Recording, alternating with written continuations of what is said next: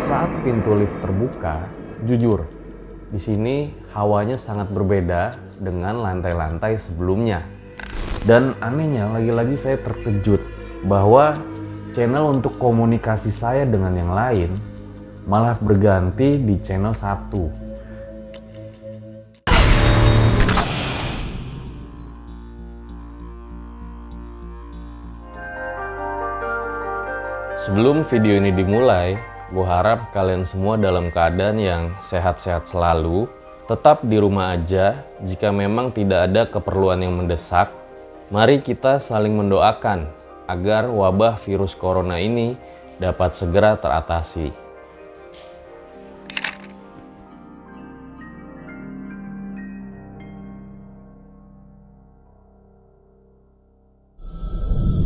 Kembali lagi bersama gue, Fajar Aditya, di Om Mamat Season 1. Jadi kemarin cukup banyak ya yang nanya, Bang, kok Om Mamat Season 1 terus? Kapan Season 2-nya? Dan di episode kali ini gue pengen jelasin kepada kalian yang kemarin nanyain hal tersebut. Jadi terus terang, kita itu sebetulnya baru start Om Mamat Season 1 di akhir Desember kemarin. Dan memang setiap season itu pasti akan ada akhirnya. Beberapa video setelah video ini adalah akhir dari Om Mamat Season 1. Tapi tenang aja, kita kan kembali lagi di Season 2, kemungkinan habis Lebaran. Pastinya belum tahu juga, kita belum berani bilang, karena memang belakangan ini banyak sekali hal-hal yang tidak bisa diprediksi. Untuk info lebih lanjutnya, mungkin kalian bisa lihat aja nanti di Instagram RJL. Dan di episode kali ini, gue akan menceritakan cerita yang cukup viral di Twitter. Mungkin beberapa dari kalian sudah tahu dengan judul Lantai 12. Ceritanya sendiri diceritakan oleh Rian di tweet Twitternya, cukup mendapat antusias yang banyak dari publik. Ceritanya sendiri merupakan kesaksian dari seorang penjaga gedung perkantoran di daerah Jakarta. So, langsung saja, berikut adalah ceritanya.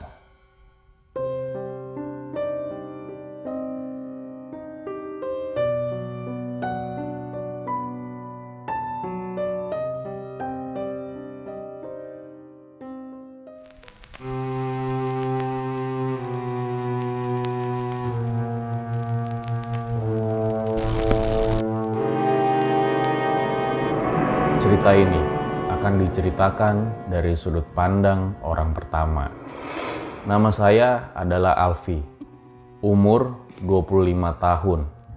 Saya bekerja di salah satu kantor daerah Jakarta Selatan. Sudah bekerja hampir 3 tahun lamanya. Awal bekerja di sini tidak pernah terjadi hal-hal yang aneh sama sekali. Layaknya perkantoran biasa, rutinitas saya seperti tegur sapa, kemudian senyum dengan karyawan yang lalu lalang. Terus terang, menurut saya, di zaman sekarang ini, mencari pekerjaan dengan latar belakang pendidikan yang biasa-biasa saja adalah hal yang sangat sulit. 1 tahun pertama, saya selalu ditugaskan dari pagi hingga sore hari. Sebenarnya ada shift jaga malam. Namun entah kenapa, pimpinan saya tidak pernah menunjuk saya untuk berjaga pada malam hari. Kita sebut saja pimpinan saya dengan Pak Aldo. Tentu saja, hal itu membuat teman-teman saya yang lain iri. Tapi bisa apa kalau Pak Aldo sudah berkehendak? Melawan pun akan merugikan saya. Sebenarnya, saya pun penasaran kenapa tidak pernah ditempatkan untuk jaga malam. Oleh karena itu, saya pun berusaha mencari alasannya. Saya memberanikan diri untuk bertanya kepada Pak Aldo, namun jawabannya tidak memuaskan. Malah terkesan seperti menghiraukan pertanyaan saya. Ya udah, mau nggak mau, saya hiraukan juga mengenai rasa penasaran saya ini. Jadi guys, sepertinya Alfi ini penasaran. Awal-awal dia bekerja kok selalu ditempatkan di shift pagi, tidak pernah ditempatkan di shift malam. Dia sudah berusaha menanyakan kepada Pak Aldo, pimpinannya, tapi kunjung tidak pernah mendapatkan jawaban yang memuaskan. Singkat cerita, hari ini adalah hari di mana saya menginjak 2 tahun bekerja di kantor ini. Tidak ada yang istimewa, semua berjalan seperti biasa saja. Oh iya, saya ini bertugas berjaga persis di depan lift karyawan. Jadi semua orang yang datang selalu terpantau oleh saya. Hingga akhirnya, sore itu saat semua karyawan sudah pulang, saya juga bersiap-siap untuk ikut pulang juga. Akan tetapi, tiba-tiba Pak Aldo menghampiri saya. "Mau pulang, Vi?" tanya Pak Aldo. "Siap, iya Pak," saya jawab dengan tegas. "Ya udah, besok aja bicaranya," ucap Pak Aldo. Saya tidak bisa memaksa, tapi ucapan Pak Aldo membuat saya penasaran hingga keesokan harinya. Dan akhirnya, yang ditunggu-tunggu pun datang. Pak Aldo memanggil saya ke ruangannya untuk bicara secara empat mata. Saya pun bergegas menghampiri dan segera duduk di ruangannya. Ruangannya sendiri tidak terlalu besar. Ada beberapa foto keluarga yang menggantung di dindingnya. "Jadi kamu udah 1 tahun lebih bekerja di sini ya, Vi?" ucap Pak Aldo. "Oh iya Pak. Ada kendala tidak? Atau merasa ada hal yang janggal?" "Syukur selama ini tidak ada," jawab saya. Dalam hati saya bertanya, apa maksud pertanyaan dari Pak Aldo ini? Kenapa dia menanyakan ada hal yang janggal ketika saya bekerja di sini? "Gini Vi, selama ini kamu kan selalu jaga pagi ya?" "Iya Pak, betul," jawab saya. "Mulai besok kamu akan kebagian jaga malam, bisa?" "Bisa Pak," jawab saya. "Saya siap jaga kapan aja." "Bagus, tolong dipersiapkan mental dan kesehatan kamu ya." Lagi-lagi ucapan Pak Aldo membuat saya berpikir, apa iya jaga malam harus segitunya, menyiapkan mental dan kesehatan? Setelah dirasa cukup, saya berpamitan dengan Pak Aldo untuk pulang. Saat melangkah keluar, tidak sengaja saya melihat sesuatu di ventilasi pintu ruangannya. Ada sebuah kertas dengan tulisan Arab. Melihat hal itu, saya pun semakin penasaran. Karena apakah menjaga malam itu segitu menakutkannya hingga Pak Aldo menanyakan kesiapan dari mental saya. Sudahlah, saya nggak mau mikirin hal yang aneh-aneh. Jadi sebelum jaga malam, tampaknya Alfi sudah menemukan beberapa pertanyaan-pertanyaan dalam diri dia yang mungkin itu akumulasi dari selama ini ketika dia bekerja di kantor tersebut.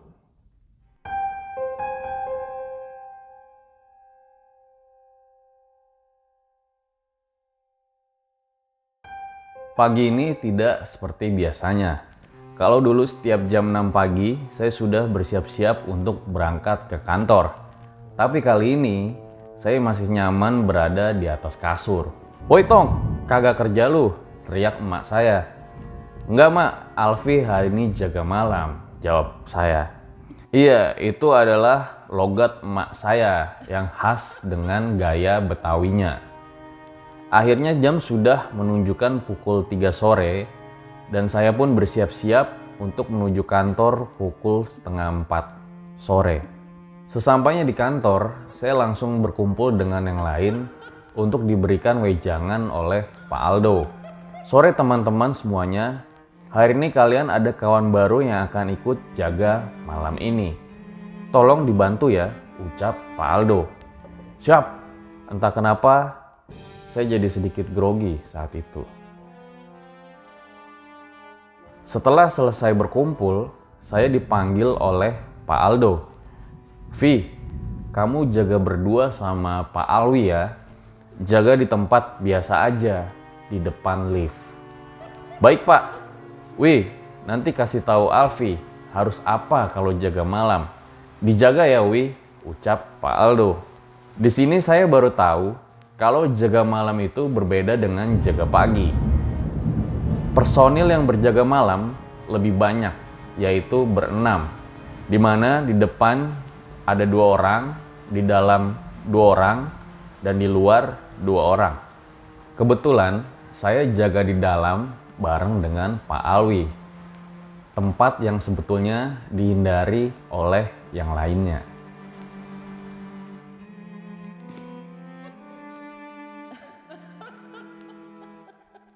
Tetapi karena saya waktu itu baru, jadi tidak tahu kalau ternyata mereka menghindari untuk jaga di dalam kantor. "Vi, bikin kopi dulu biar nggak ngantuk kita," ucap Pak Alwi. "Siap Pak, kopi hitam nih Pak." "Ya Vi, saya mau ke kamar mandi dulu ya." Akhirnya saya pun berjalan ke arah dapur kantor. Letaknya cukup jauh, hampir ke arah belakang. Oh ya, jadi kalau malam itu semua lampu di kantor dimatiin untuk mengurangi biaya listrik. Jadi saat saya jalan menuju dapur kantor itu, gelapnya minta ampun. Untung sudah dikasih senter oleh Pak Alwi. Jalan menuju dapur harus melewati lorong. Memang tidak panjang sih, tapi cukup bikin bulu merinding juga karena gelap. Ternyata sepi banget kalau malam, tidak ada suara apapun. Saking sepinya, suara langkah kaki saya terdengar di ujung lorong tersebut. Saya memainkan senter ke segala arah.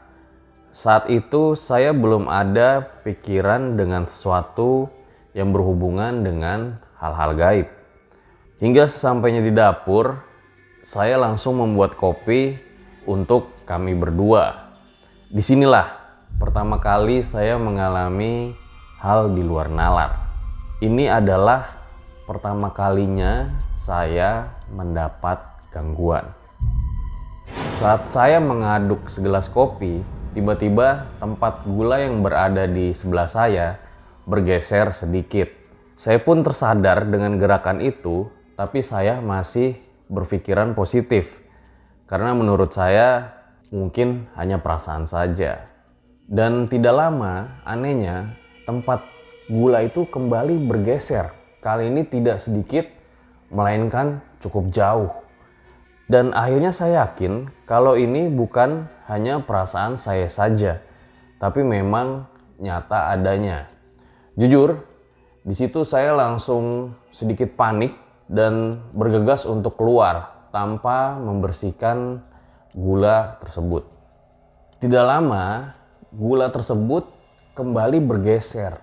Tapi kali ini bergesernya cukup jauh dari tempatnya. Hingga akhirnya saya menyimpulkan bahwa ada yang menggerakkan tempat gula tersebut. Jujur, pada saat itu saya sedikit panik dan langsung bergegas keluar ruangan tersebut tanpa membereskan tempat gula tadi. Saya berjalan sedikit cepat menuju tempat jaga, tapi sebelum sampai, saya mencoba menenangkan diri agar tidak terlihat oleh Pak Alwi. "Pak, ini kopinya." Pak Alwi hanya terdiam mendengar ucapan saya. Pak Alwi hanya diam dan melihat muka saya dengan seksama.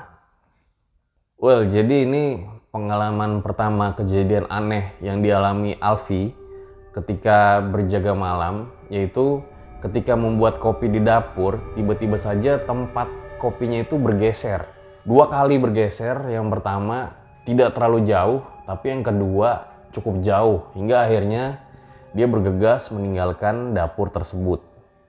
Saya pun membuka pembicaraan dengan Pak Alwi agar dia tidak curiga. "Sepi ya Pak kalau jaga malam?" "Ya beginilah Vi, kadang suka bingung juga mau ngapain." "Emang kalau jaga malam harus apa aja Pak?" "Oh iya, lupa ngasih tahu saya, cuma ngecek ruangan doang tiap lantai," ucap Pak Alwi.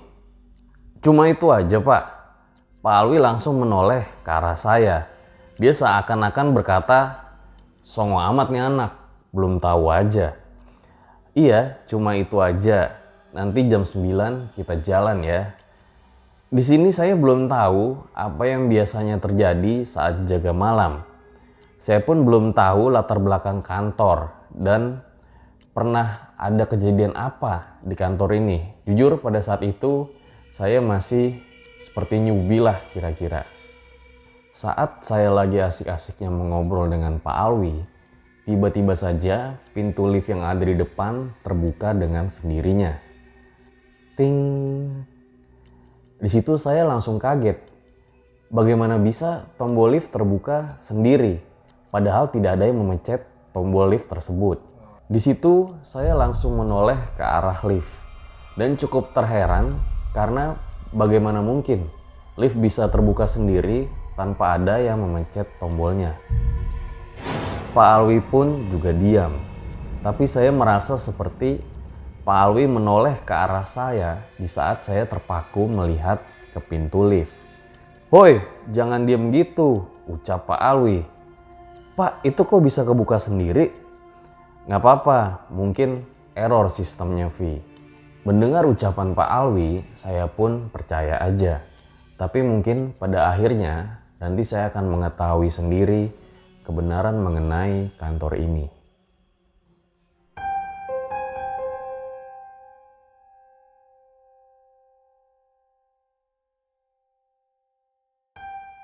Tak lama, pintu lift kembali menutup. Ting. Jujur saya masih sedikit keheranan. Kok bisa sih lift terbuka sendiri, dan anehnya lift tersebut naik. Saya perhatikan hingga berhenti di lantai 12. Apa iya mungkin kalau error kok dia naik sendiri terus berhenti di lantai 12? Sudahlah, mungkin memang benar apa kata Pak Alwi bahwa sistem dari lift tersebut sedang error. Kemudian karena sudah jam 9 malam, Pak Alwi mengajak saya keliling dengan membawa senter serta HT. Kita memencet tombol lift dan saya lihat lift turun dari lantai 12. Anehnya lagi, lift ini tidak langsung berhenti di lantai 1 tempat saya dan Pak Alwi memencet tombol tersebut. Tetapi dia malah turun dulu ke basement, baru naik lagi ke lantai 1. Setahu saya, cara kerja lift adalah dia turun sesuai dengan lantai yang tombolnya dipencet. Berarti ada juga dong yang mencet di lantai basement, pikir saya. Tapi lagi-lagi Pak Alwi pada saat itu mengatakan bahwa sistem dari lift tersebut sedang error. Saya pun cuma bisa mengangguk saja, dan bodohnya selama saya jaga pagi, saya tidak pernah sadar kalau memang lift tersebut ternyata sistemnya error. Dari lantai 1 hingga lantai 11 tidak ada yang aneh. Semua biasa-biasa saja. Masing-masing lantai kami cek dengan menggunakan senter. Hingga akhirnya kami tiba di lantai 12. Lantai yang tidak pernah bisa saya lupakan ketika berjaga malam. Saat pintu lift terbuka, jujur, di sini hawanya sangat berbeda dengan lantai-lantai sebelumnya. Entah hanya perasaan saja atau bagaimana, tapi yang jelas di sini rasanya sangat tidak enak. Saya sempat bertanya ke Pak Alwi mengenai hawa yang berbeda ini. Tapi lagi-lagi Pak Alwi cuma mengatakan bahwa itu hanya perasaan saya saja. Saya dan Pak Alwi memutari setiap ruangan. Hingga akhirnya ada satu hal yang menurut saya aneh. Tapi menurut Pak Alwi hal tersebut biasa saja. Pada saat itu saya melihat ada satu komputer yang layarnya itu seperti rusak. Jadi layarnya itu berkedip. Itu rusak atau gimana, Pak? Emang nggak dimatiin dulu apa sama orangnya sebelum pulang? Ucap saya. Biasa aja itu, Mafi. Udah lewatin aja. Saya berdua kembali berjalan. Lalu Pak Alwi memonitor yang lain lewat HT. Cek. Masuk, Pak. Suara dari HT menimpali. Komputer lantai 12 kumat lagi, oi. Berat. Nikmati saja, Pak Alwi. Mendengar hal tersebut, saya bingung. Apa maksud dari pembicaraan mereka? Setelah dirasa cukup, akhirnya saya dan Pak Alwi pergi ke lantai 13 hingga 15. Dan jujur, hanya lantai 12 saja yang terasa berbeda. Malam ini gangguannya tidak begitu banyak. Mungkin juga karena ini hari pertama saya berjaga malam di kantor ini. Tapi akan ada saatnya saya tahu apa yang sebenarnya terjadi di kantor ini. Setiap malam itu kita selalu bergantian jaga tempatnya. Tidak akan ada selalu di tempat yang sama. Kadang saya kebagian jaga belakang dan juga kadang jaga depan. Perbedaannya adalah cuma di depan saja yang aman dari gangguan. Malam kedua, saya kebagian jaga di belakang, lebih tepatnya di belakang gedung. Ada pos juga buat kita berjaga dan enaknya di sini ada TV, jadi tidak suntuk seperti di dalam gedung. Minggu ini saya kebagian jaga bareng dengan Pak Alwi. Untuk minggu selanjutnya akan berpasangan dengan yang lain. Mungkin sistem rotasi ini dilakukan agar kita bisa akrab dengan para penjaga yang lain. Dan di belakang ini sedikit enak. Ada angin sepoi-sepoi, bisa ngerokok sambil ngopi juga. Intinya saya suka kalau jaga di luar, tapi tidak selamanya tenang.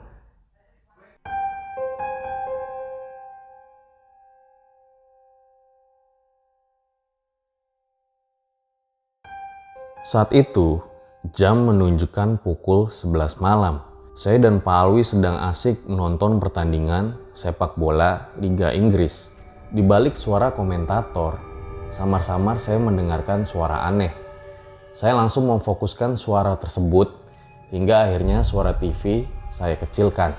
Dan sialnya, ketika suara TV saya kecilkan, saya dan Pak Alwi mendengar suara tawa dari perempuan. Di situ saya langsung merinding bukan main. "Kunti tuh Vi," ucap Pak Alwi. "Pak, nggak lucu ah."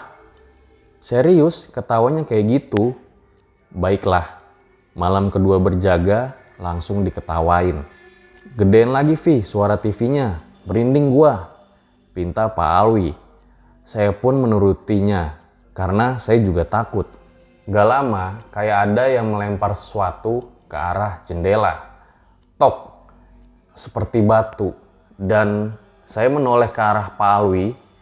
Dia pun sadar kalau ada yang melempar. "Yaelah, iseng amat sih tuh," ucap Pak Alwi. Saya langsung keluar pos dan inilah ternyata keputusan yang salah. Saat keluar, perhatian saya langsung tertuju ke atas. Di situ saya melihat ada kain putih yang sedang terbang menjauh dari atas pos. Saya cuma bisa diam saja, terpaku melihat hal tersebut. Muka saya pucat seketika dan langsung saya masuk ke dalam pos. "Vi, ngapa dah lu?" tanya Pak Alwi. Saya tidak menjawab karena jujur masih syok pada saat itu. "Nih, minum dulu deh, pucat banget muka lu tuh," ucap Pak Alwi. Itu pertama kalinya saya lihat penampakan langsung. Sebelumnya pun hanya suara-suara saja. Dan itu pun saya masih positive thinking agar tidak takut. Jujur saya gemetaran. Pak Alwi mencoba menenangkan saya, tapi sia-sia karena memang sangat takut pada saat itu. Cek toh, monitor toh," ucap Pak Alwi lewat HT. "Ya bang, masuk," balas suara dari HT. "Teman kita baru kena salam nih dari Kunti." Dan mereka pun tertawa. Entah kenapa kejadian yang saya alamin malah jadi bahan tertawaan buat mereka. "Pak, kok malah ketawa sih? Emang bapak nggak takut apa?" "Vi, mulai sekarang lu harus kuat mental. Nanti ke depan banyak hal yang di luar nalar." "Maksudnya Pak?" "Udah, nanti juga tahu lu." Sial, saya merasa down seketika ketika mendengar jawaban dari Pak Alwi. Tiba-tiba Pak Alwi minta izin untuk tidur duluan karena memang saya melihat matanya sudah sangat merah. Jadi memang guys, kayaknya mereka ini berjaganya gantian ya. Kadang kalau ada yang ngantuk tidur, yang satunya berjaga. Tidak lama, Pak Alwi pun terlelap. Kira-kira setelah setengah jam Pak Alwi tidur, saya pun menonton acara TV dengan mata yang sedikit ngantuk. Di saat sedang mengantuk itu, tiba-tiba pandangan saya tertarik ke arah jendela. Tepatnya jendela di belakang Pak Alwi. Entah kenapa, saya langsung menoleh. Saya seperti ada yang memperhatikan pada saat itu. Saat saya menoleh ke arah jendela, astagfirullah, saya teriak dengan kencang hingga Pak Alwi bangun dari tidurnya. Woi Vi, gila lu ya ngagetin orang lagi tidur. Saya cuma bisa gemetar dan langsung menutup mata. Ada sosok setengah muka yang melihat ke arah saya. Dan sosoknya ini setengah wajahnya tertutup tembok dan setengah lagi saya lihat dengan cukup jelas. Jujur sampai sekarang masih terbayang bentuk wajahnya dan itu membuat saya cukup takut. Vi, cerita, lu lihat apa? Tenangin diri lu Vi, ucap Pak Alwi. Hampir 10 menit saya diam, akhirnya saya beraniin diri lagi buat lihat ke arah jendela. Tapi untungnya tidak ada hal-hal apapun yang saya lihat di jendela tersebut. Pak Alwi juga meminta saya untuk tarik nafas, menenangkan badan, dan hal tersebutlah membuat saya menjadi agak sedikit lebih tenang. Setelah terus meminta saya bicara, akhirnya saya coba beraniin diri buat cerita dengan Pak Alwi. Pocong Pak, dia tadi lagi ngintip di belakang Bapak. Serius? Buset deh, ekstrim amat, kata Pak Alwi. Akhirnya Pak Alwi pun meminta saya untuk tidur agar lebih tenang. Saya menuruti apa yang dibilang Pak Alwi dan saat memejamkan mata, saya pun tidak langsung tertidur karena masih terbayang betul dengan sosok apa yang tadi saya lihat belum lama itu. Saya pun membaca doa berharap agar sedikit tenang. Tidak terasa, saya tidur cukup pulas hingga Pak Alwi membangunkan. Pak Alwi mengajak saya untuk mengitari gedung. Hal ini dilakukan setiap 2 jam sekali. Tidak sama dengan yang di dalam, di mana cuman hanya perlu 1 kali saja. Syukurnya, setelah saya melihat sosok pocong tersebut, tidak ada lagi hal-hal aneh yang saya alami di hari ini. Terus terang, hawanya pun tidak ada yang aneh, layaknya udara dingin di malam hari. Tapi bagaimanapun, rasa takut pun masih tetap ada setelah kejadian tersebut.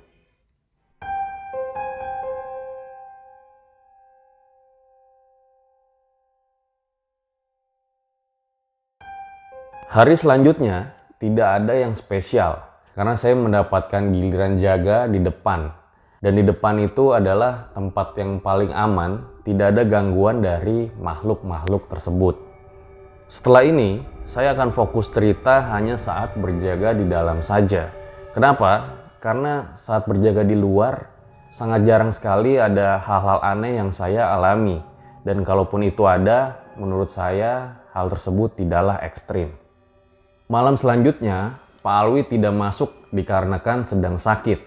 Dan Pak Aldo, bos saya, tidak mengirimkan gantinya untuk menemani saya berjaga di dalam gedung. Jujur pada saat itu, jantung berdetak dengan kencang karena memang saya sedang berjaga sendirian di dalam gedung. Jadi guys, pada malam ini Alfi berjaga sendirian di dalam gedung kantor. Di mana ruangan ini adalah ruangan yang sepertinya dihindari oleh para penjaga. Di dalam hati, saya coba menguatkan diri. Saya butuh pekerjaan ini dan jangan sampai saya dipecat. Semenjak kepergian Babe, saya adalah tulang punggung keluarga. Apalagi adik saya butuh uang untuk bayaran sekolahnya. Cek Vi, terdengar suara dari HT memanggil. Pada saat itu, Mas Anto mengingatkan, kalau ada apa-apa, mereka siap untuk membantu. Untungnya semua penjaga malam itu orangnya baik-baik. Saya lihat jam baru menunjukkan pukul 8 malam. Rasa kantuk mulai sedikit menyerang. Akhirnya saya ingin membuat kopi di dapur, tapi entah kenapa hati ini seperti melarang. Namun saya tetap berjalan ke arah dapur, tak lupa senter dan HT saya bawa untuk berjaga-jaga. Sebelum menuju lorong, saya harus melewati lobi untuk tamu. Dan disinilah ada keanehan. Di lobi tamu itu ada sebuah meja untuk menaruh lampu dan majalah. Seingat saya, harusnya semua lampu itu mati ketika di malam hari. Tapi anehnya, lampu tersebut malah menyala. Awalnya, saya ingin mematikan lampu tersebut. Tapi akhirnya niat saya urungkan untuk membuat kopi terlebih dahulu, baru saya matikan lampu tersebut. Akhirnya saya berjalan untuk membuat kopi dan lagi-lagi harus melewati lorong. Terus terang saya kurang suka dengan lorong tersebut karena memang gelap dan hawanya juga berbeda. Kali ini saya membuat kopi dengan aman, tidak seperti hari sebelumnya di mana tempat gula bergeser sebanyak 2 kali. Saya kembali melewati lorong tersebut dan saya ingin mematikan lampu di ruang tamu yang menyala. Tapi anehnya, ketika saya sampai di ruang tersebut, tahu-tahu lampu sudah mati. Bagaimana bisa? Sedangkan tidak ada yang mematikan lampu tersebut. Tahu-tahu lampunya malah sudah mati. Bodoh amat ya bodoh, nggak peduli saya, terserah. Ucap saya dengan sedikit keras. Jujur, takut saat itu, tapi ya kesel juga kalau dikerjain seperti ini. Bukan maksud menantang, tapi saya sadar kalau perkataan saya tadi terlihat seperti menantang mereka. Saya duduk dan taruh kopi di meja, sedikit mengambil nafas panjang agar sedikit tenang. Karena tidak ada teman untuk mengobrol, saya mengambil handphone yang ada di celana.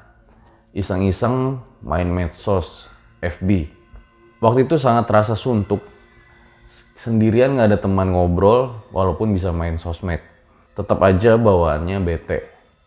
Ada hampir setengah jam saya menatap handphone. Tahu-tahu terdengar suara langkah kaki.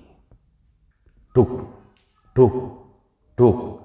Suara ini tidak samar, tapi terdengar dengan sangat jelas. Suaranya sendiri berasal dari arah samping kanan saya, tepatnya di arah lorong. Siapa itu? Dalam pikir saya bertanya. Kemudian saya ambil HT dan menanyakan dengan penjaga lain di luar. Cek monitor di depan. Iya Vi, kenapa? Ada di mana bang? Di depan Vi. Di depan berdua. Iya. Oke deh bang. Setelah itu saya langsung putus hubungan dengan di depan dan langsung berganti memonitor dengan penjaga yang ada di belakang. Monitor belakang. Oi, ngapa Vi? Posisi di mana pak? Di pos sama Andre. Ngopo? Walah, oke lah, nggak apa-apa pak. Dek, rasanya jantung ini mau berhenti karena ketika mencek posisi penjaga di depan di luar, semuanya masih standby di posisinya masing-masing. Well, jadi si Alfi ini tadi sempet ngecek dulu ke penjaga yang berada di depan dan penjaga yang berada di belakang. Dia kira penjaga ini ada yang masuk ke dalam gedung. Tapi ternyata setelah dicek, mereka masih berada di posisinya masing-masing. Lantas, suara langkah siapa yang berada di lorong tersebut? Akhirnya, terpaksa saya sendiri harus melihatnya. Takutnya ada maling yang menyusup. Saya membawa senter dan HT serta pentungan. Pelan-pelan saya berjalan menuju ke lorong. Suara langkah kaki itu semakin mendekat hingga akhirnya saya bersembunyi di balik tembok. Suara langkah kakinya pun semakin dekat dan semakin dekat. Hingga akhirnya saya merasa seperti suara tersebut berada di sebelah saya. Kemudian saya menoleh ke arah langkah tersebut dan lagi-lagi anehnya betapa terkejutnya saya. Ketika saya menoleh, tidak ada orang dan kosong melompong. Saya seperti orang bodoh pada saat itu, seperti orang yang sedang berhalusinasi. Padahal saya berani bersumpah kalau suara itu sangat terdengar jelas. Suara langkah kaki orang lagi berjalan. Ya ampun, di situ rasanya dengkul seperti lemas sekali. Saya masih bingung, ada apa sebenarnya dengan kantor ini.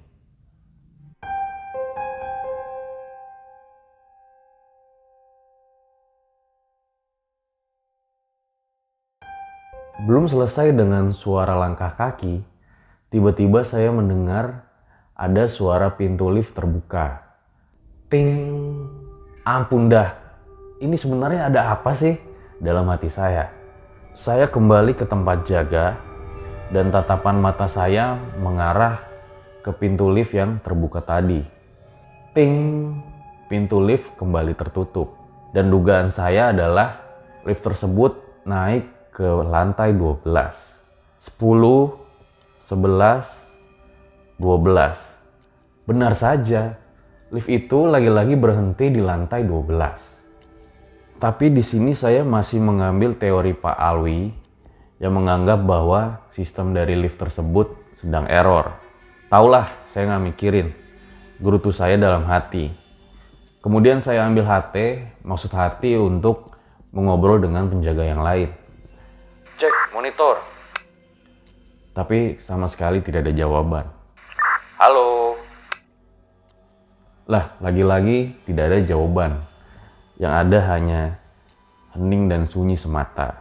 Saya perhatikan HT itu lagi, dan anehnya lagi-lagi saya terkejut bahwa channel untuk komunikasi saya dengan yang lain malah berganti di channel 1. Padahal saat saya lihat itu berada di channel 2. Dan sangat bingunglah saya pada saat itu kembali, karena sama sekali tidak ada yang mengganti channel dari HT saya. Ini apa sih ya elah? Jangan ribet lu pada, gumam Alfi pada saat itu. Tiba-tiba saja terdengar suara alarm jam yang berbunyi. Pip pip pip pip. Saya memang sengaja memasang alarm di jam tangan untuk mengingatkan bahwa saya harus mengecek setiap lantai di gedung ini. Rasanya pada saat itu malas sekali, tapi mau tidak mau harus dijalankan.